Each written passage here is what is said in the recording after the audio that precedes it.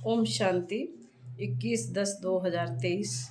बाबा कहते हैं मीठे बच्चे सदा खुशी में तब रह सकेंगे जब पूरा निश्चय होगा कि हम भगवान वाच ही सुनते हैं। स्वयं भगवान हमें पढ़ा रहे हैं।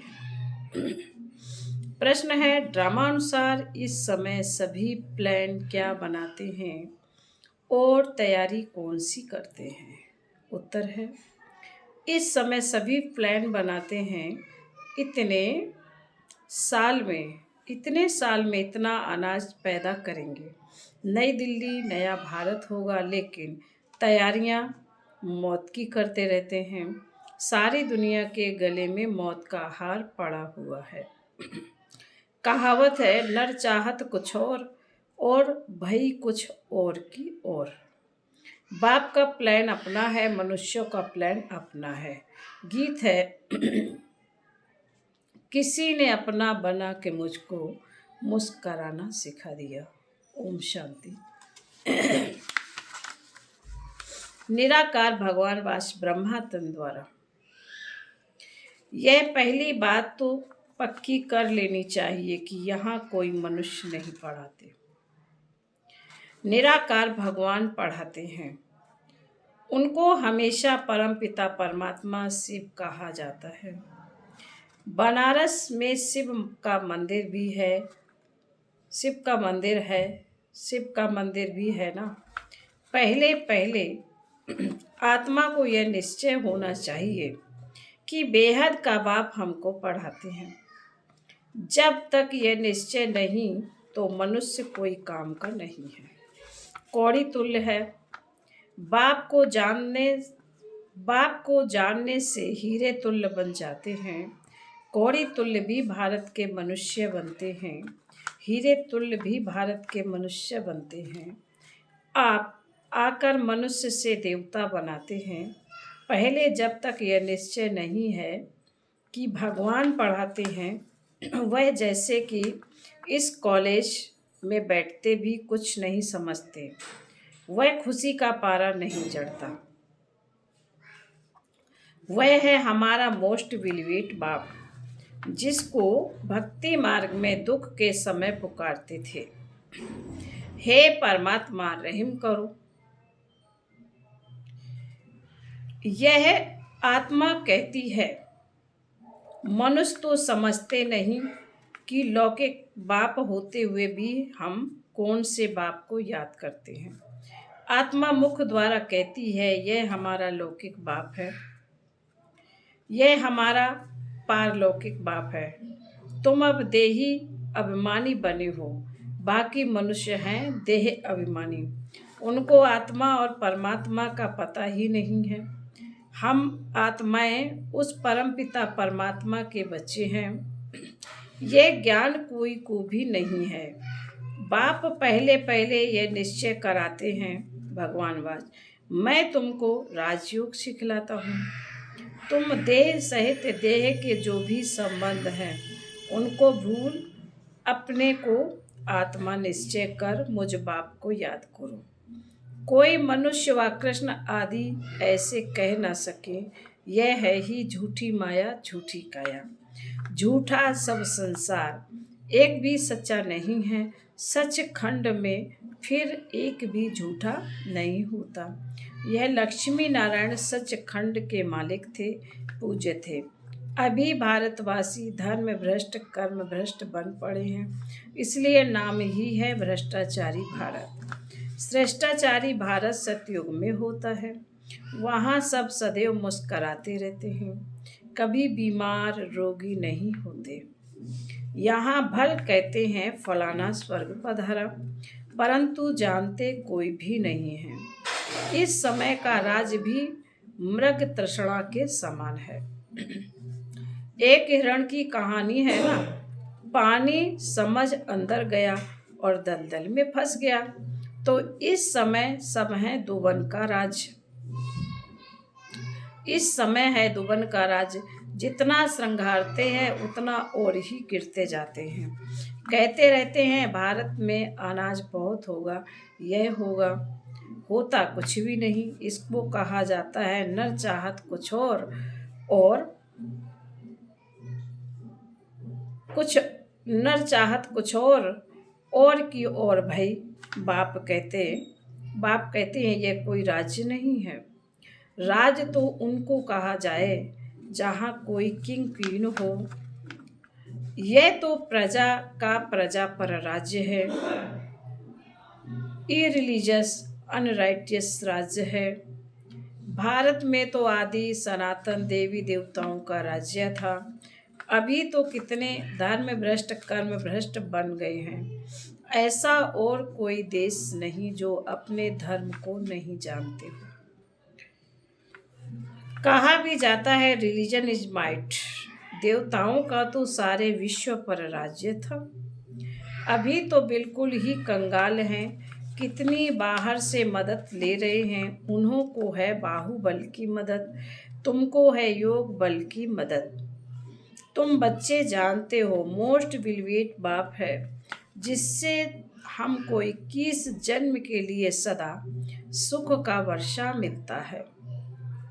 वहाँ कभी दुख की रोने आदि की बात ही नहीं, कभी अकाले मृत्यु नहीं होती, ना तो आजकल के मुआफिक इकट्ठे 4-5 बच्चे पैदा करते हैं। एक तरफ देखो खाने के लिए नहीं है, कहते हैं बर्थ कंट्रोल करो। नर चाहत कुछ और, समझते हैं न्यू दिल्ली नया राज्य है, परंतु है कुछ भी नहीं।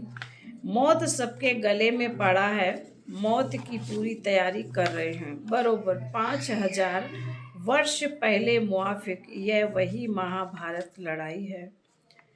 बाप कहते हैं यह तो कोई राज्य नहीं है, यह मृग तृष्णा मिसल है। द्रौपदी का भी मिसाल है ना, तुम सब द्रौपदियाँ हो। बाप का तुमको फरमान है कि इन विकारों पर जीत पहनो।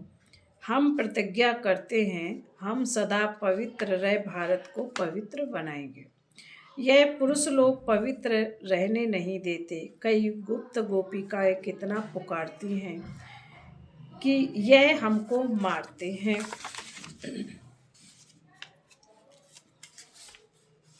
तुम जानते हो यह काम महाशत्रु तो मनुष्य को आदि मध्य अंत दुख देने वाला है।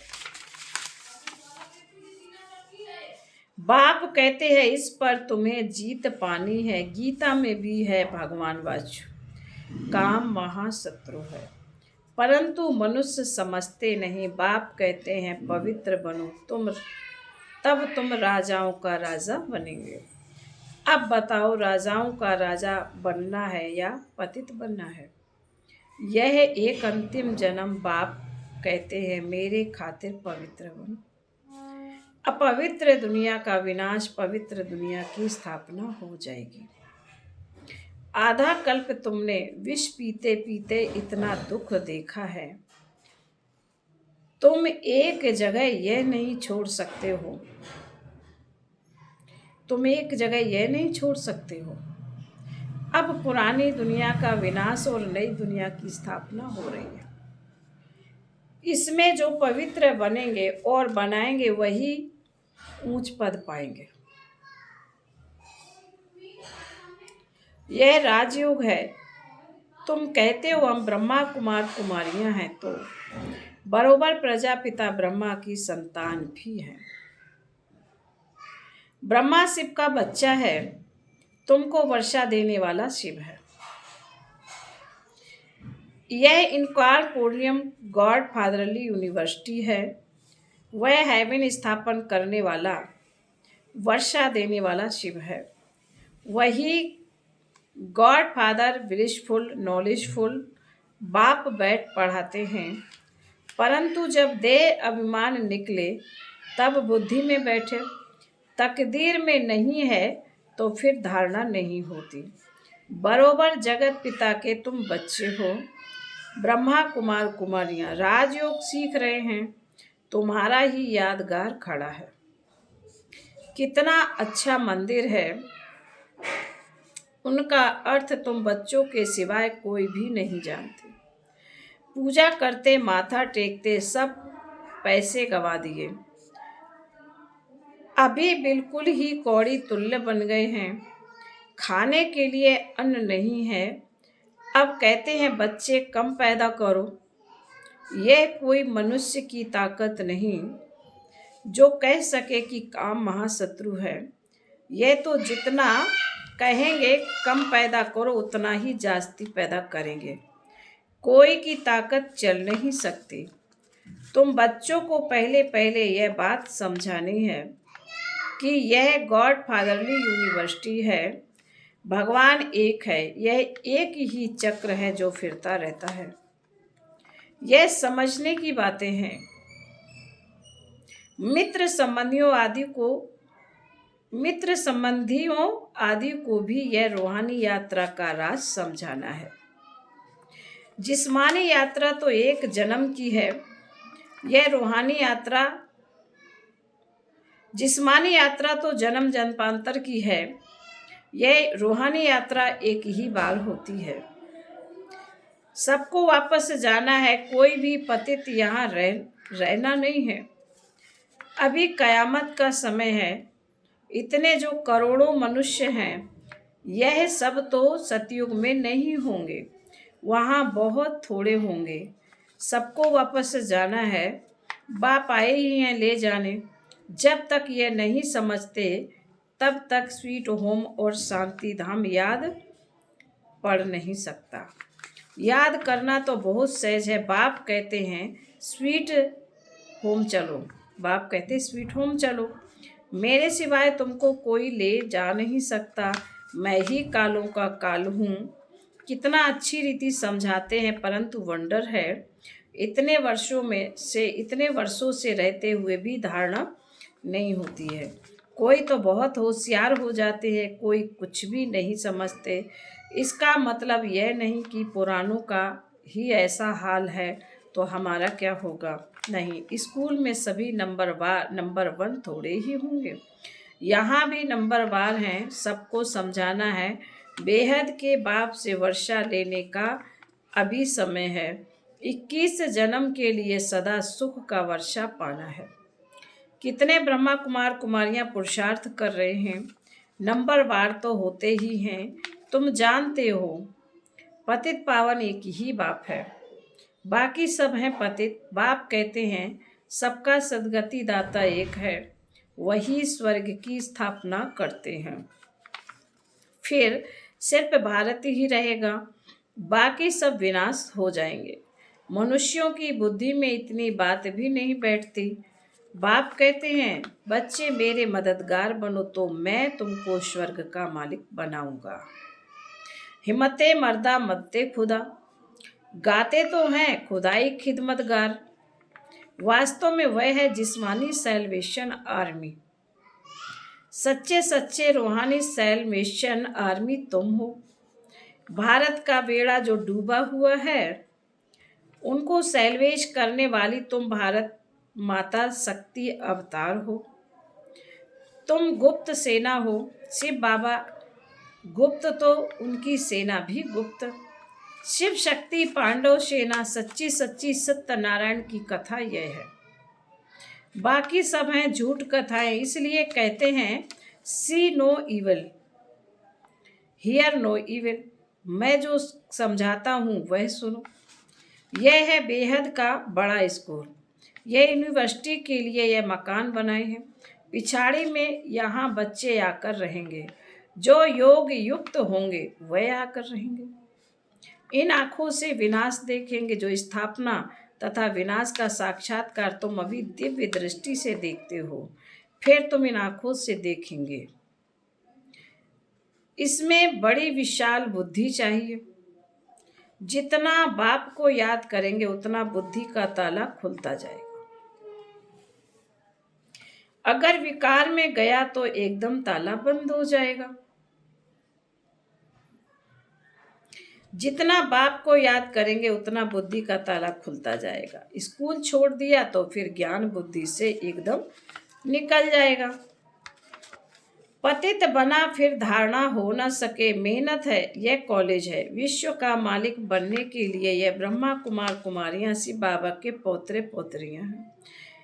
यह अब भारत को स्वर्ग बना रहे हैं। यह रूहानी सोशल वर्कर्स है। जो दुनिया को पावन बना रहे हैं। मुख्य है ही प्योरिटी। श्रेष्ठाचारी दुनिया थी, अभी भ्रष्टाचारी है। यह चक्र फिरता रहता है। यह दैवी झाड़ का सैपलिंग लग रहा है जो आहिस्ते आहिस्ते वृद्धि को पाएगा। अच्छा, बाबा कहते हैं, अच्छा, मीठे मीठे शकीलदह बच्चों प्रति माता पिता बाप दादा का याद प्यार। गुड मॉर्निंग और नमस्ते। हम रूहानी बच्चों की रूहानी माता पिता बाप दादा को याद प्यार। गुड मॉर्निंग और नमस्ते। धारणा के लिए मुख्य सार बाबा ने कहा पहली पॉइंट में, सच्चे सच्चे रूहानी सैल्वेशन आर्मी बन भारत को विकारों से सैल्वेश करना है। बाप दादा का मददगार बन रूहानी सोशल सेवा करनी है। नंबर 2, एक बाप से ही सत्य बातें सुननी है। Hear no evil, see no evil. इन आँखों से पिछाड़ी की सीन देखने के लिए योग युक्त बनना है। आज का वरदान है, अपसेट होने के बजाय हिसाब किताब को खुशी खुशी से चुकतू करने वाले चिंतन आत्मा भव, निश्चिंत आत्मा भव। वरदान सुनेंगे दोबारा से। अपसेट होने के बजाय हिसाब किताब को खुशी खुशी चुकतू करने वाले निश्चिंत आत्मा भव। विस्तार है, यदि कभी कोई बात कहता है तो उसमें फौरन अपसेट नहीं हो जाओ। पहले स्पष्ट करो या वेरीफाई कराओ कि किस भाव से कहा। अगर आपकी गलती नहीं है तो निश्चिंत हो जाओ। यह बात स्मृति में रहे कि ब्राह्मण आत्माओं द्वारा यहाँ ही सब हिसाब किताब चुकतू होने हैं। धर्मराजपुरी से बचने के लिए ब्राह्मण कहाँ न कहाँ निमित्त बन जाते हैं, इसलिए घबराओ नहीं, खुशी खुशी से चुकती करो। इसमें तरक्की यानी उन्नति ही होनी है। स्लोगन है, बाप ही संसार है। सदा इस स्मृति में रहना यही सहज योग है। ओम शांति। मातेश्वरी जी के मधुर महावाक्य हैं, अजपा जाप अर्थात निरंतर योग, अटूट योग।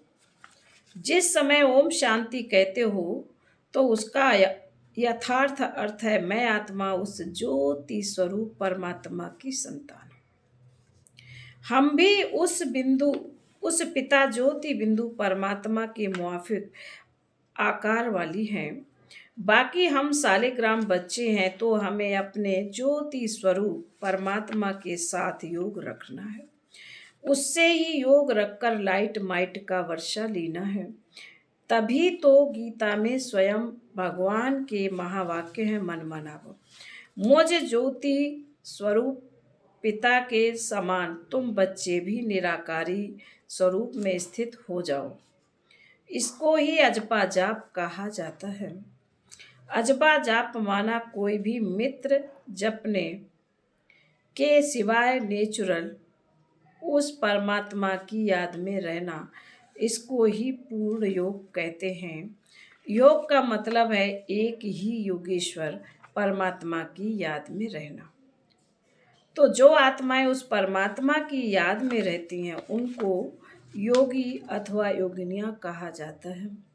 जब उस योग अर्थात याद में निरंतर रहें तभी विकर्मों और पापों का बोझ नष्ट हो और आत्माएं पवित्र बने, जिससे फिर भविष्य जन्म में देवताई प्रारब्ध मिले।